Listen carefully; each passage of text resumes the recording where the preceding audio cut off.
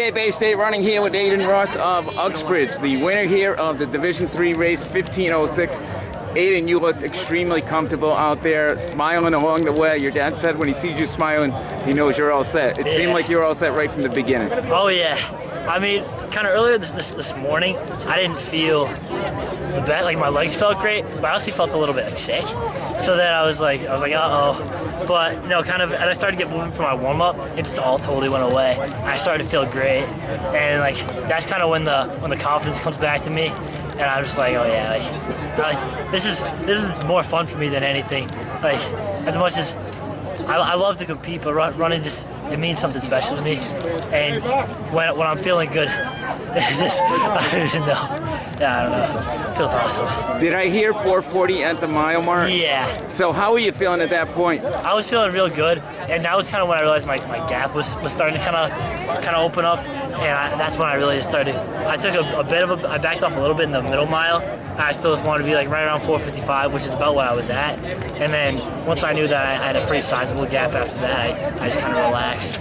Now I know you probably figured Marcus Riley, your top competition. Did you realize you had such a big gap on him? I mean, early in this race. Yeah. I mean, my coaches and my dad were kind of feeding me information, kind of all at different points in the race was really helpful. So I kind of could tell like every 0.3 of a mile where my gap was at. So like my coach was telling me like 50, and my other coach was telling me 60, and my dad would tell me like 70, and that's kind of when I knew the gap was really open, and then all I had to do was kind of hold them off and stay consistent.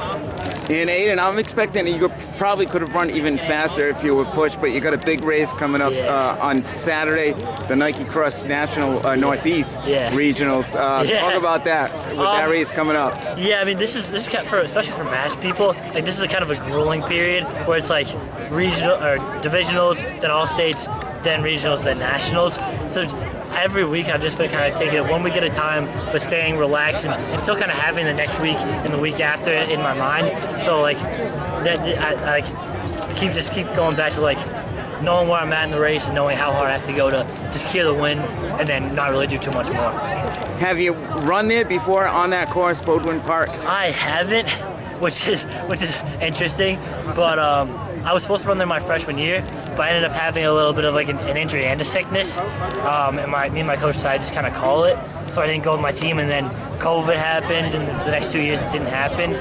But I mean that's a race that I've been wanting to go to for a long time, so it means something special, and I'm looking to go out there, and I know I'm in shape to make that team, and I want to go out and try to win that race as well.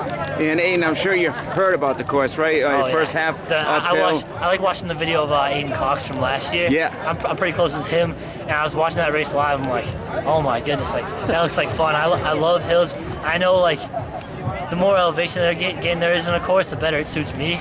So just knowing that first half, like mile and a half, is just straight up. I'm feeling pretty good about that. Well, congratulations, Aidan, on a great job this week, and good luck next week. It's going to be a good race. Thank you.